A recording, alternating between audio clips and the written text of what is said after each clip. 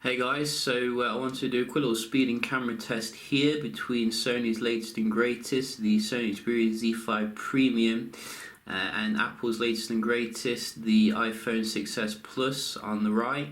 So these are probably some of the best handsets you can get on the market right now. Wanted to check out which one is giving you the better speed and performance between these two. Very beautiful handsets, you can't criticize them in terms of the build quality.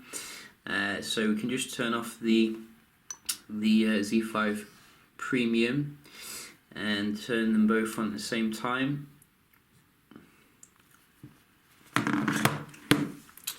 Both of them running the latest software, so it should be very fair.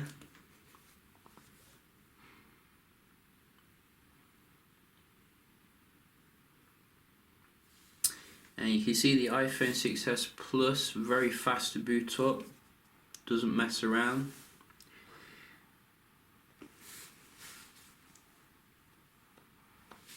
And while that's booting up, you can see all up to date, iOS 9.1. All the apps are up to date as well. So you can see in the settings here. And finally we do have Z5 Premium, all up and operational. So just quickly show you the phone software here, Android 5.1.1. So very nice indeed. But we can just start off here, open up some apps, seeing how they respond. So start them off from a clean slate. Start with Twitter. So I think the Z5 there takes the lead. WhatsApp. And again, Z5, very nice and fast performance here. Viber. Much quicker here on the left. Twitch. Slightly quicker I think on the left here again, but very close that time. LinkedIn. Again, slightly quicker on the Z5 Premium, which is very nice. Tinder. Again, Z5 Premium, I'm going to have to call it here. I think the Z5 Premium is dominating on these first little apps. Camera. I think the iPhone came back then, which is nice. Very quick for the camera on the iPhone, can't dispute that. Whoa, let's have a look. We do have music. Let's try that again. It's going mad now. What's going on? Let's try that again. Music. So that was about probably the iPhone a little bit, but very similar. Clock. I think the iPhone again does take a while for the clock to come up on the Z5. I think we have the phone. Quicker here on the left. And also messaging. So slightly quicker on the right there I think, but not a huge difference. What about the game? Can we have some Asphalt 8?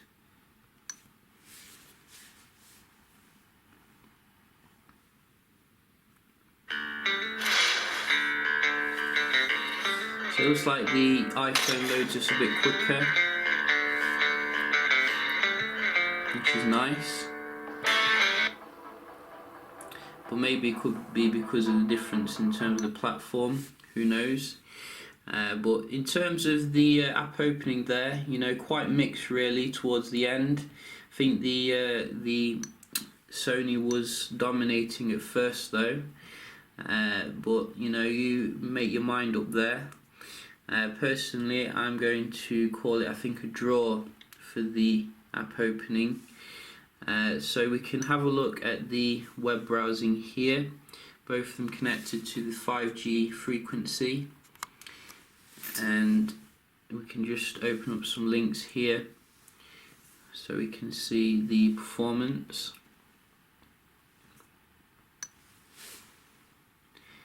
So straight away it seems the iPhone's doing its magic loading again, where you don't even see it, it's that fast. I think the Wi-Fi is super fast on the iPhone, which could be to do with it. You can see again very quick here about loading up some content.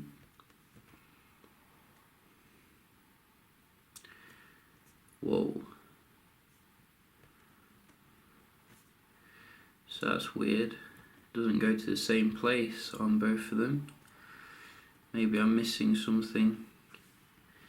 We can go to GameSpot. So yeah, I think you can see the iPhone here very quick when it comes to the web browsing. Maybe I was reading some sort of improvements to the A9 chip when it comes to the Wi-Fi technology, which could be to do with that. But nevertheless, we can find out if the Z5 Premium can come back when it comes to the multitasking. So just going to open up some of them here.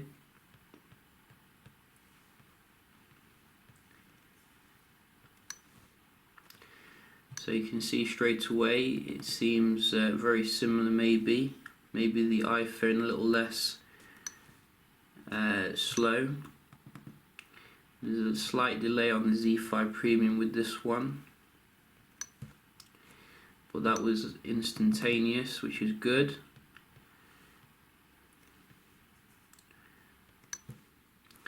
So you can see here very similar, none of them reloading, which is good.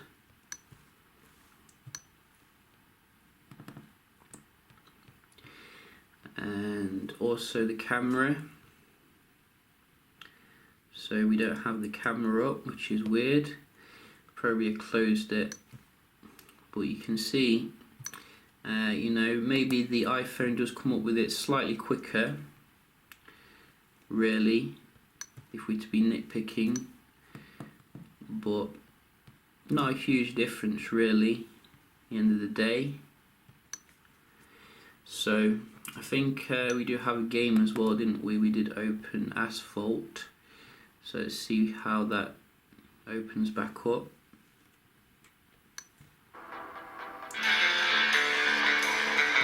So both of them were very similar there, which is good. But nevertheless, I'm going to call it probably slightly geared towards the iPhone there when it came to the raw speed as things stand right now. Which you can see there is very nice indeed for iPhone lovers. Not so nice for Sony fanboys like me, but it is what it is, and we want to be fair and balanced like Fox News. So we can just have a look here at the picture quality test. So we can see if there is a difference here, and we did use the auto for quite a few of them here on both of them, so we can see if the Sony can keep up with the iPhone's point and shoot kind of modes. But you can see here, this is the low light. I did definitely notice the shots seem to be more detailed on the Z5 when it came to the low light. You can see a lot of detail which is missing from the iPhone's shots. If you can have a look here, a little bit zoomed in.